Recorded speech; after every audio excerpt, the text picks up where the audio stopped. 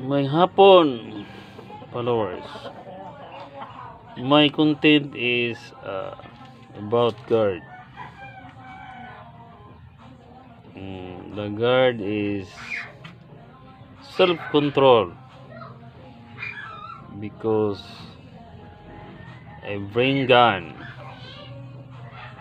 The guard is dangerous man because of the gun. Bring my duty.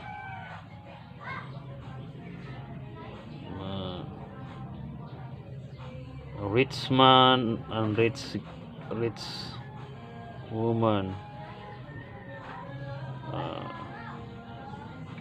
no talk bad of the guard because the guard is very dangerous. She is dangerous guy.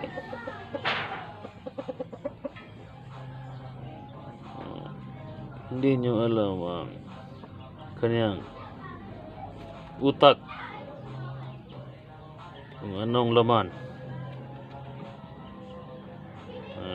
Wag mo ninyong look down ang guard. Rich people and rich girl. Wag mong pagsalitaan ang masama. Kasi hindi nyo alam ang kanyang behavior. Maraming guard kasi klase ang kanilang laman na kanilang mga utak. Kasi iba-ibang behavior. Merong madaling magalit, merong maraming hindi madaling magalit. Iba-iba ang behavior.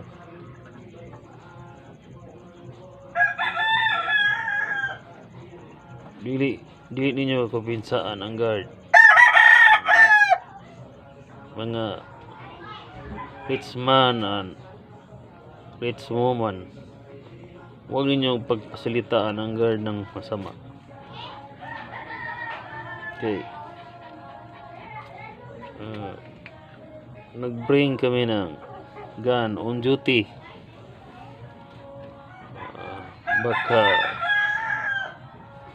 Baka ang amo mawan.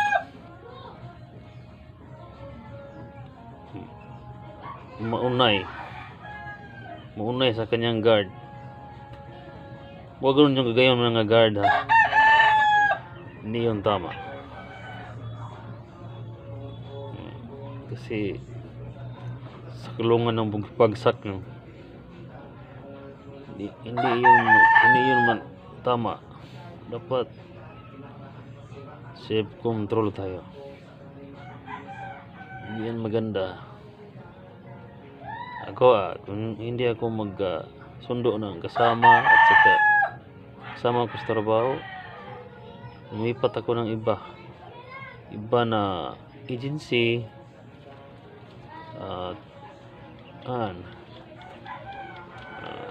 hindi na ako mag-duty kasi magpalamig muna ako kasi madali akong magalit, pero hindi naman ako magdumot ng tao sa akong pasensyoso, pero madali akong ma-discourage kasi parang masakit yung puso ko. Nagpagalitan ako nung walang sala. Mahiya ako sa maraming tao report ko sa aming agency. Pagalitan ako, yun tama. Masakit yun sa akin. Masilitaan ako sa loob ng office. Hindi ko matanggap yun. Kasi wala akong sala. Pinagkuhanan tayo, pinagsiraanan tayo. Kasama natin. Iyon tama. These people rich girl ha. Ano ba sila, pasiltaan ha. Marami ba yung dyan na nangyari dyan ng mga guard na hindi nakapigil. Pero ako pigilan ko eh. Huwag kabagsak tayo sa kulungan. Ulahin na itong pagmahay. Mga guard, huwag ninyong gagawin yan. Hindi yan tama. Thank you for watching over the world. This is Randy Nail from Tapon Dumanog. This is my content today about guard. About guard like me. I'm a guard. Thank you for watching over the world. This is Randy Nail from Tapon Dumanog. I love you all followers. Good afternoon.